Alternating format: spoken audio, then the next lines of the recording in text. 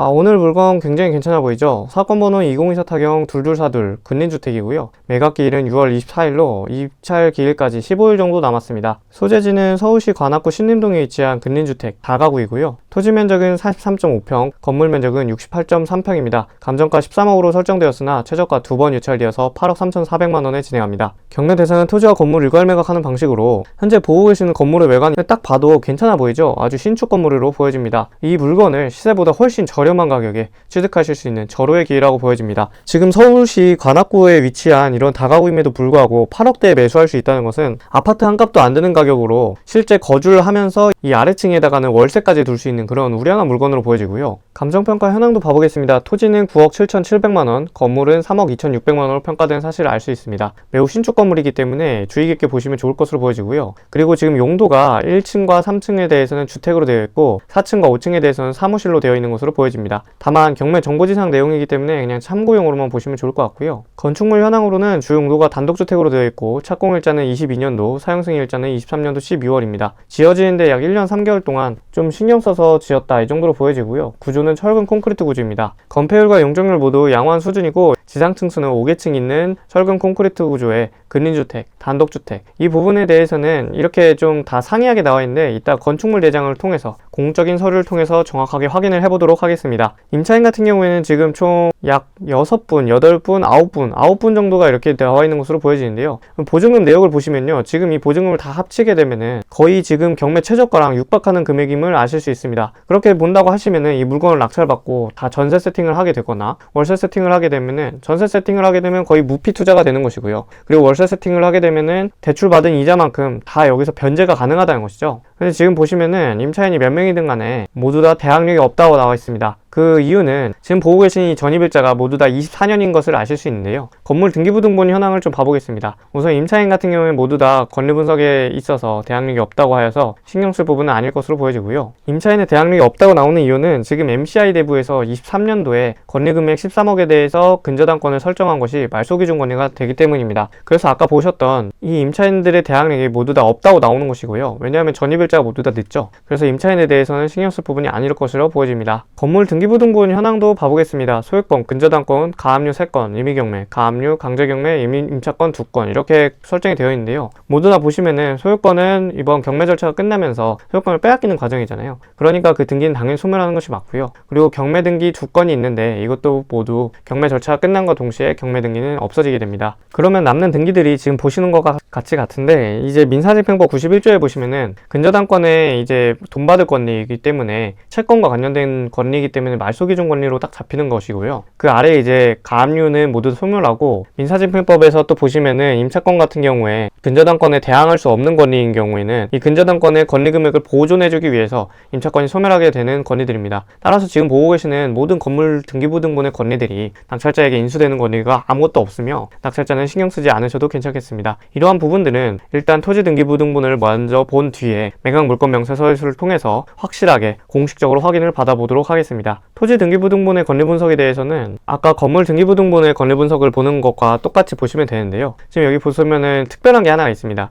보고 계신 이 지상권에 대한 내용인데요. 이 지상권이 설정된 날짜와 근저당권의 날짜를 봐보겠습니다. 7월 21일 동일한 날짜인데요. 권리자도 MCI 대부가 똑같죠. 보시면은 13억 2천만 원의 근저당권을 설정하면서 지상권을 약 설정 등기일로부터 30년 지료 없음. 이것은 무엇이냐면 근저당권을 대부업체에서 설정하면서 근저당권을 강화하는 목적으로 지상권을 설정하였기 때문에 이러한 경우에는 지상권이 당연히 소멸한다는 것을 아실 수 있습니다. 대법원 판례에서 그러한 입장을 취하고 있기 때문에 참고사항으로 보시면 좋겠습니다. 임차인에 대해서, 건물 등기부등본에 대해서, 토지 등기부등본에 대해서 아무것도 인수하지 않는 깔끔한 물건이라고 보시면 되겠습니다. 다만 이러한 내용들은 경매 정보지상의 내용으로서 참고사항으로만 보셔야겠습니다. 건축물 대장상의 유방건축물 내용도 보여지지 않고요. 가구수는 지금 총 한 가구로 되어 있습니다. 대지의 위치와 집원, 도로명 주소를 등기부등본과 일치한지 확인해 보았으며 주 구조는 현재 철근 콘크리트 구조로 주용도가 단독주택 겸 다른 사무실 이렇게 되어 있는 것으로 보여집니다. 그래서 외 1 이렇게 표기가 되어 있고요. 건축물의 용도는 1층부터 3층까지는 단독주택과 다중주택 이렇게 되어 있고 그 외에 4층과 5층까지 있는데 사무실로 기재가 되어 있습니다. 현재 5층에 대해서는 여기 기재가 되어 있지 않은데 건축물 대장 다음 페이지에 나와 있으므로 제가 생략한 것임을 좀 참고사항으로 보시면 좋을 것 같고요.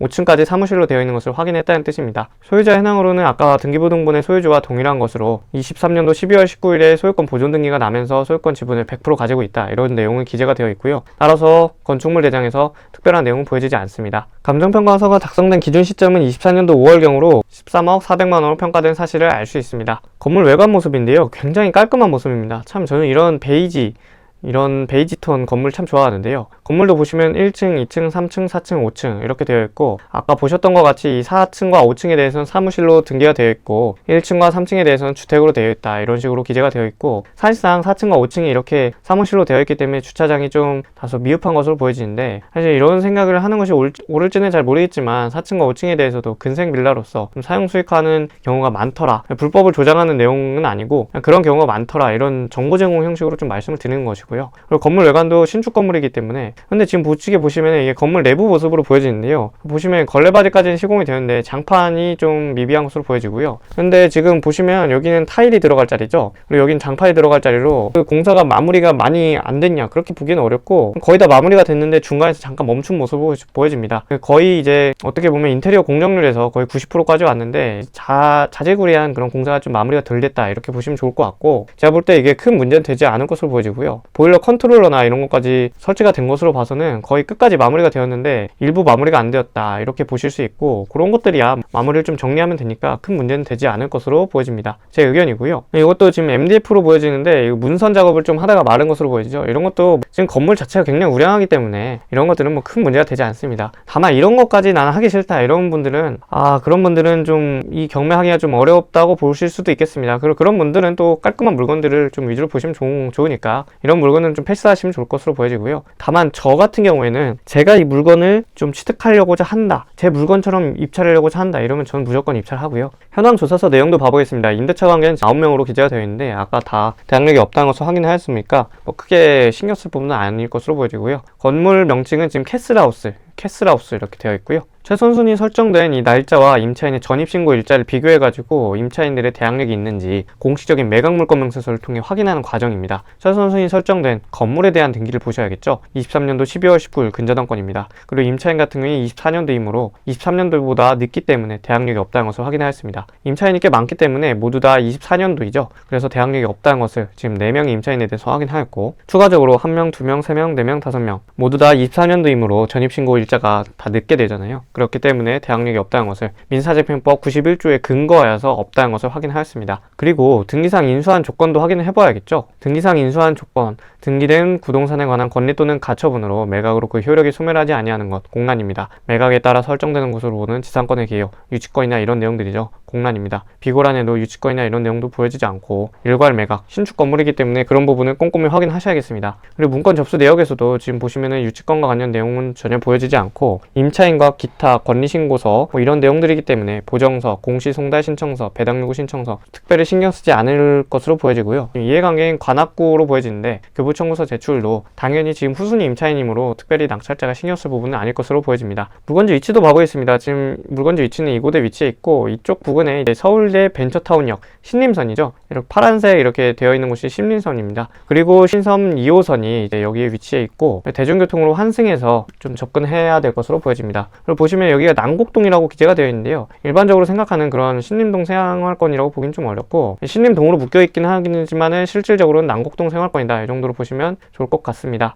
유사 물건 시세도 봐보겠습니다. 지금 가장 최대 비슷한 물건을 좀 가지고 왔는데요, 여기 다 신축 건물들만 가지고 왔습니다. 10년 이내, 실질적으로 5년 이내 물건들이고요. 금매 물건으로도 보여지고 142제곱에 298제곱미터, 저희 물건이 144제곱에 226제곱이니까 그나마 좀 비슷한 물건을 좀 가지고 왔는데, 보시면은 14억대로 이게 지금 최저 호가 기준으로 나와 있는 걸 제가 좀 가지고 왔기 때문에 이 시세 차익을 지금 보수적으로 본다고 하면은 지금 최저가가 8억 3,400만원이니까 시세 차익이 아주 최소 4억대로는 보여지고요. 제가 좀 감정가를 비싸게 나온 것도 감안을 했기 때문에 좀 참고사항으로 보시면 좋을 것 같습니다. 또 아까 좀 전에 말씀드렸듯이 월세 수익도 가능한 물건이기 때문에 매매 차익을 목적으로 두셔도 되고 아니면 그냥 월세를 두셔도 되고, 이런 두 가지 목적으로도 두 개 다 보기 좋은 물건으로 보여집니다. 경매 요약도 봐보겠습니다. 관악구 신림동, 난곡동 생활권에 두 번 유찰되어서 시세 차익은 약 4억대 이상 됩니다. 인수하는 권리는 없으면 사실상 경매 정보지상에 그냥 단순 참고용으로만 좀 보셔야 될 것으로 보여지고요. 입찰 전에 전문가의 도움을 받아서 신중한 판단이 필요합니다. 다만 현장 조사는